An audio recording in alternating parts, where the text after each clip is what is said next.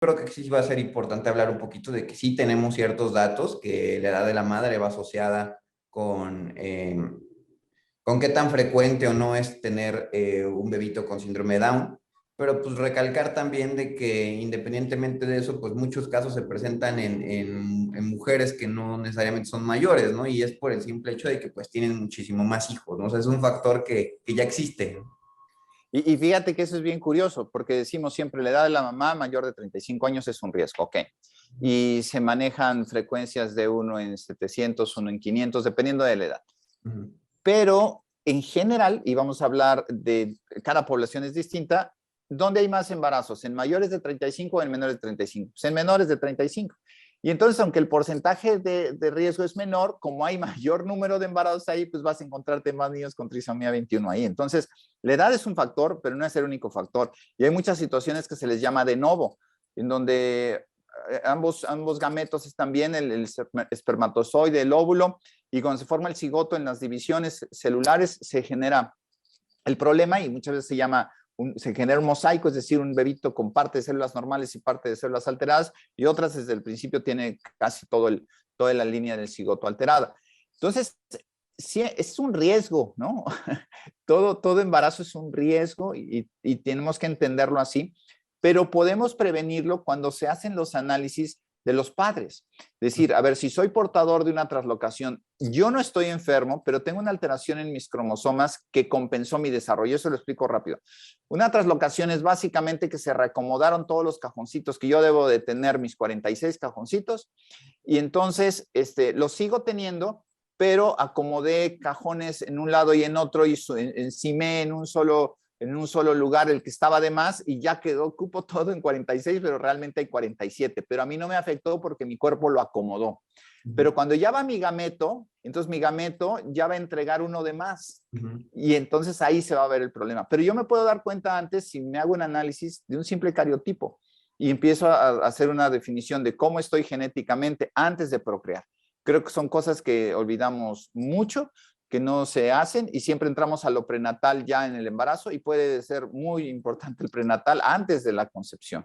Claro, que es lo que platicábamos al principio, ¿no? Que a lo mejor el primer escenario, que es el de la trisomía, te justifica la gran mayoría de los casos, ¿no? Pero hay otros escenarios, como son los mosaicismos o las traslocaciones, que te generan estos otros escenarios, ¿no? Que te pueden dar el mismo síndrome.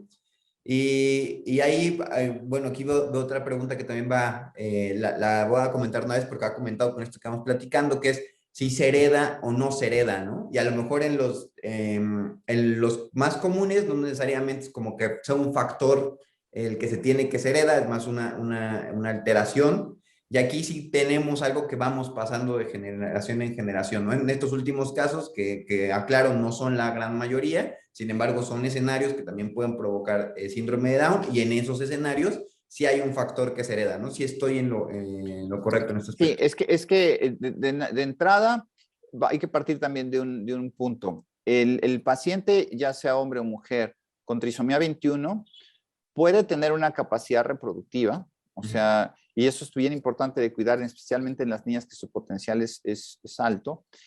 Y entonces ahí existe una posibilidad de un embarazo normal o un embarazo con riesgo. Pero también existen las parejas, como decía, sanas, pero que tienen una traslocación que ha compensado su existencia autosómicamente hablando de genes, pero en su herencia va a haber reflejado, ¿no? Entonces, si hay una herencia en una alteración de que si el papá o la mamá trae un cromosoma de más en sus gametos, pero hay otras en que no traes nada, ¿no? Y Ujú. es de novo, se insiste mucho en los novo. Esos escenarios yo creo que son los que deben de conocer los jóvenes desde que inicia su vida sexual para ver los riesgos que implica iniciar una vida sexual.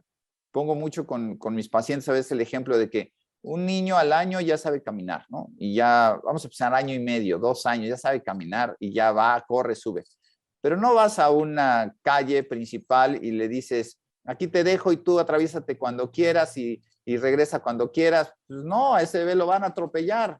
Tú estás con él y lo vas guiando. Lo mismo sucede cuando el adolescente llega a empezar a descubrir toda su sexualidad, ¿no? No quiere decir que no está ya completo en eso, pero le faltan otras herramientas para poder empezar a discernir y a tener menos conductas de riesgo. Pero es ahí donde los manejos del riesgo no se ven y hay muchas situaciones y por eso puede haber embarazos que lleguen a tener hasta en jovencitas pacientes con trisomías y con otras enfermedades genéticas, ¿no?